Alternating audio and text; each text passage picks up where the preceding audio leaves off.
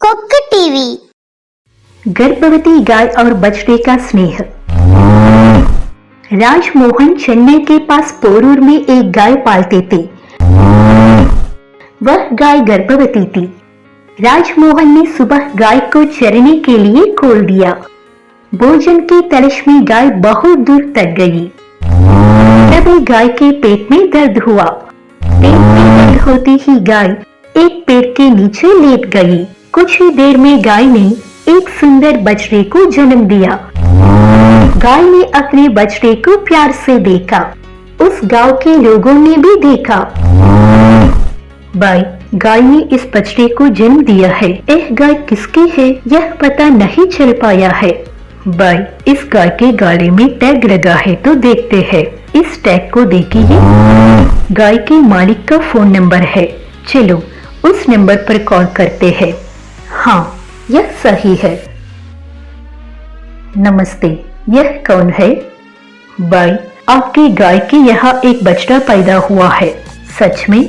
जहाँ गाय और बछड़ा है, गाय की फोटो और गाय की लोकेशन मेरे मोबाइल पर शेयर करें। उन्होंने राजमोहन को गाय और गाय के स्थान की एक तस्वीर साझा की। राजमोहन ने देखा, भैया मैं शीघ्र ही वहां आऊंगा। राजमोहन और उसके दोस्त ने गूगल मैप के जरिए गाय की लोकेशन को पता लगाया और वहां गए। गाय ने बछड़े और राजमोहन को स्नेह से देखा। भाइयों, आपने जो मदद की उसके लिए आपका बहुत बहुत धन्यवाद। राजमोहन बछड़े को मोटरसाइकिल से अपने घर ले गए। पेट दर्द की परवाह किए बिना गाय ने बछड़े के 3 किलोमीटर बड़े प्यार से पीछा किया। अरुण बहुत खुश हुआ कि गाय अपने बछड़े को लेकर घर आ गई। इस कहानी से हम क्या सीखते हैं? हमें पालतू जानवरों और जानवरों की वैसे ही देखभाल करनी चाहिए जैसे गर्भावस्था के दौरान अपनी बेटे और बहू की देखभाल करते हैं। शरारती घोड़ा। राजा जहां भी जाएगा घोड़े पर सवार होगा। कुछ दिनों बाद राजा ने एक नई मोटरसाइकिल खरीदी। मोटरसाइकिल खरीद जाने के बाद से घोड़ा कहीं नहीं गया है। घोड़ा अब हमारे लिए उपयोगी नहीं रहा। हम घोड़े को कम खाना ही देंगे। उसने घोड़े को बहुत कम खाना दिया। घोड़ा बहुत थक गया था। एक दिन राजा की बेटी सोनिया गाजर खा रही थी। तभी घोड़े ने सोनिया की ओर देखा और भागने लगा। यह गाजर खाओ। धन्यवाद सोनिया।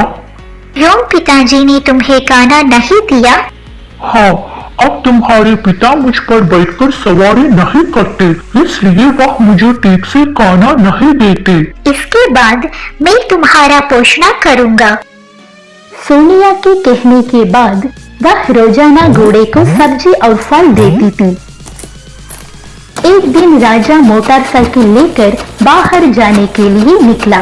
मोटरसाइकिल स्टार्ट नहीं हुई। मोटरसाइकिल स्टार्ट नहीं हो रही है। चलो आज घोड़े पर चलते हैं। राजा घोड़े पर बैठ गया। घोड़े ने राजा को बिना हिलाए नीचे धकेलने की कोशिश की। राजा ने घोड़े को वश में करने की कोशिश की, लेकिन राजा घोड़े को नियंत्रित नहीं कर पाया। राजा घोड़े से नीचे गिर गया। तभी सोनिया वहां आ गई। क्यों आपने पापा को लेने से मना कर दिया? सोनिया घोड़े पर बैठ गई। घोड़ा चुपचाप सोनिया के साथ कुछ दूर चला गया।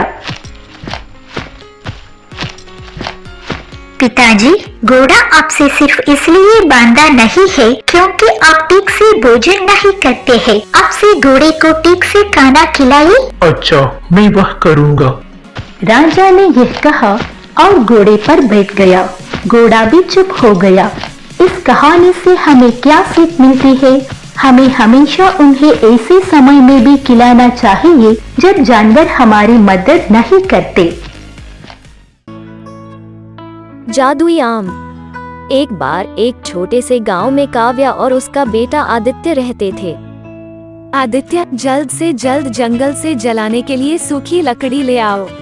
ठीक है माँ, मैं लकड़ी लेकर आता हूँ। आदित्य जंगल को गया और कुछ लकड़ियाँ इकट्ठा की। फिर वो थक गया और एक पेड़ के नीचे बैठ गया। उसके पास एक हिरन पिंजरे में फंसा हुआ था। उसने उस हिरन को पिंजरे से आजाद कर दिया और वो हिरन खुशी खुशी भाग गई। आदित्य, यहाँ देखो। कौन मुझे बुला रहा है? मैं आम का पेड़ हूँ। तुम यहाँ क्या कर रहे हो? मैं यहाँ लकड़ियाँ इकट्ठा करने आया हूँ। दिखाई देता है कि तुम दूसरों की मदद कर रहे हो। एक रास्ता बताता हूँ जिससे तुम खुशी से जिंदगी जियोगे। हाँ, आम के पेड़, आप मुझे बताओ। मैं तो बूढ़ा हो गया हूँ, इसलिए मैं तुमको ज्यादा आम नहीं दे सकता।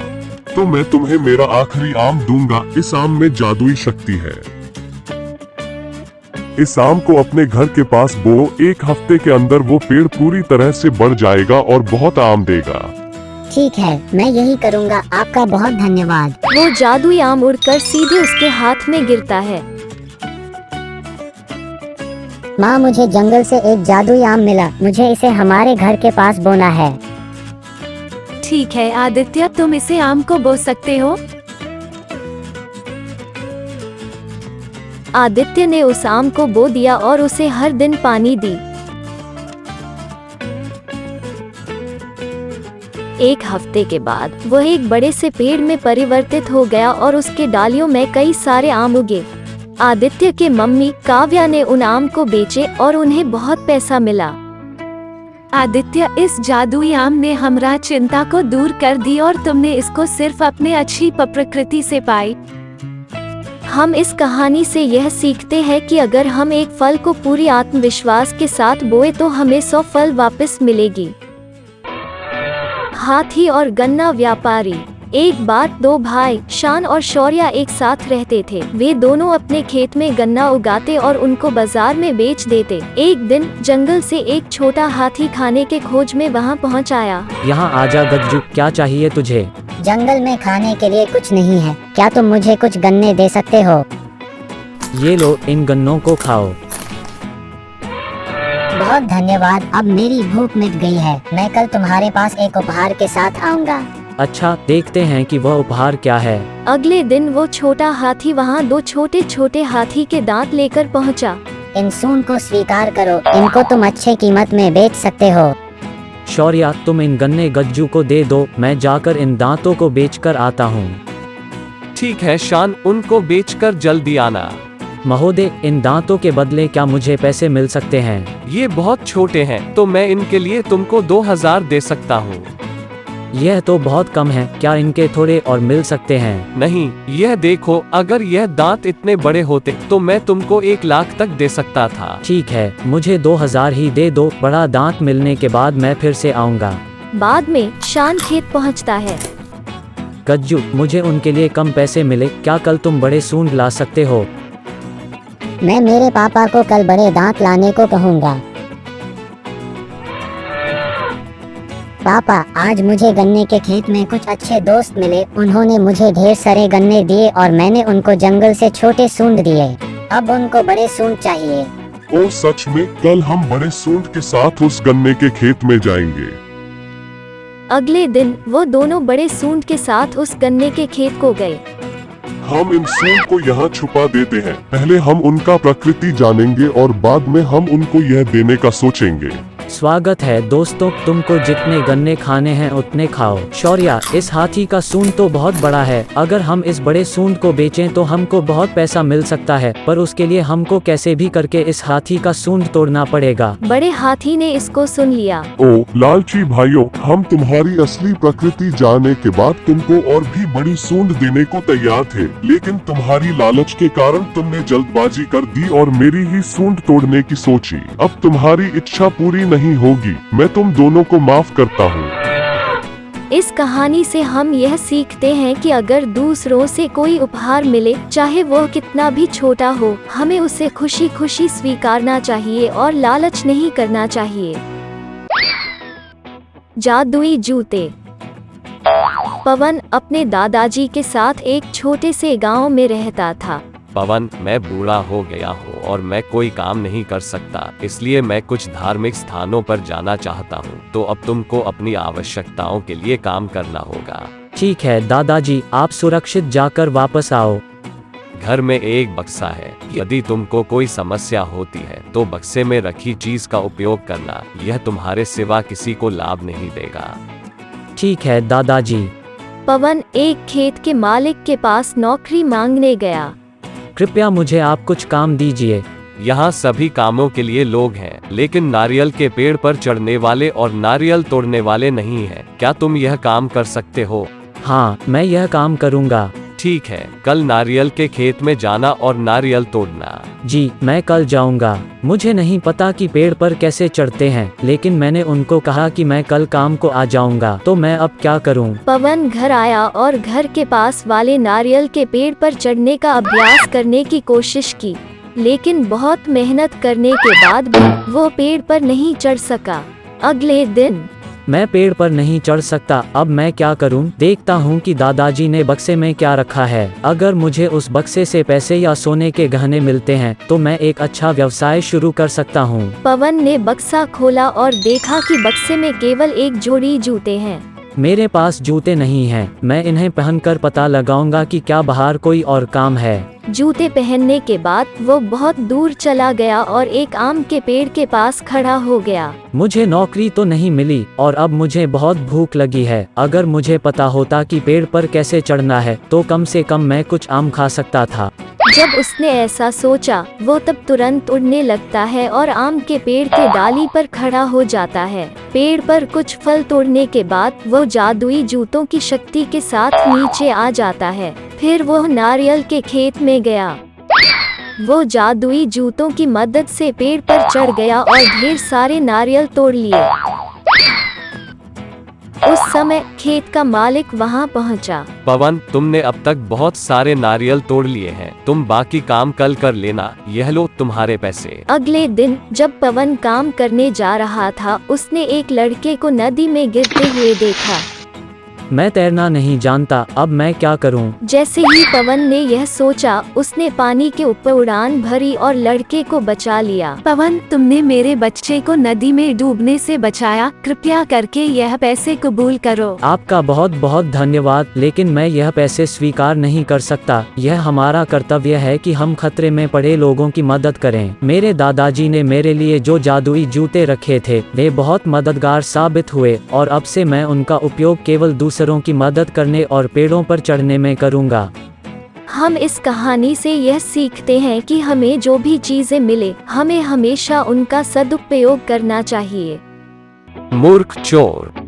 एक बार एक छोटे से गांव में शिवा और उनकी पत्नी पार्वती रहते थे। एक रात एक चोर ने शिवा के घर से एक बकरी चुरा ली। पार्वती, यहाँ आकर देखो, हमारी बकरी गायब है। हमारी बकरी गायब है, लेकिन वो कहाँ गई है? कहीं बकरी खाने की तलाश में तो नहीं चली गई? हम इंतजार कर सकते हैं, शायद वह वापस आ जाए। 2 दिन हो गए, लेकिन बकरी घर नहीं लौटी। फिर एक रात चोर शिवा के घर आया और गाय चुरा ली। इधर देखो, हमारी गाय गायब है। पार्वती, मुझे लगता है कि कोई चोर ने ही हमारी बकरी और गाय चुरा ली। हमें पता लगाना है कि वो चोर कौन है। इन लोगों को नहीं पता है कि मैंने बकरी और गाय चुराया है। चलो देखते हैं कि कुछ और चुराने लायक है या नहीं। चोर ने शिवा के घर की खिड़की की तरफ देखा। उस समय शिवा ने चोर को देखा। मुझे लगता है कि उसी ने हमारी बकरी और गाय को चुरा ली। हमें उसे पकड़ना पड़ेगा। तब शिवा ने पार्वती को साथ जानबूझकर जोर से बात करना शुरू किया ताकि चोर को उनकी बात सुनाई दे सके। पार्वती, कल हम तुम्हारे चाचा के घर जाएंगे और 3 दिन रहेंगे और सोने के गहनों को बक्से में सुरक्षित रख दो। हाँ, यह सही है। बहुत दिनों के बाद हम अपने गांव वापस जाएंगे। कल रात घर में कोई नहीं होगा और मैं सोने के गहने चुरा सकता हूँ। अगले दिन शिवा और पार्वती ने अपने कुत्ते को घर में छोड़ दिया और फिर घर के पास वाले पेड़ के पीछे छिप गए। वो चोर दरवाजा खोला और गहने चुराने के लिए घर में घुस गया। जो चोर घुसा उसका पीछा कुत्ते ने किया। वो कुत्ते से डर गया और ऊंची मेज पर चढ़ गया। उसी समय शिवा ने घर के बाहर से दरवाजे को बंद कर दिया। शिवा ने अपने पड़ोसियों को अपने घर आने और चोर को पकड़ने में मदद करने के लिए बुलाया। चोरी की हुई बकरी और गाय कहाँ हैं? जी, मैं आपको आपकी बकरी और गाय लौटा दूंगा। मैं आज से चोरी नहीं करूंगा, मुझे माफ करें। इस कहानी से हम ये सीखते हैं कि यदि हम चतुराई से कदम लें तो हम जीवन में आने वाले संकटों को टाल सकते हैं या उनसे निवारण पा सकते हैं।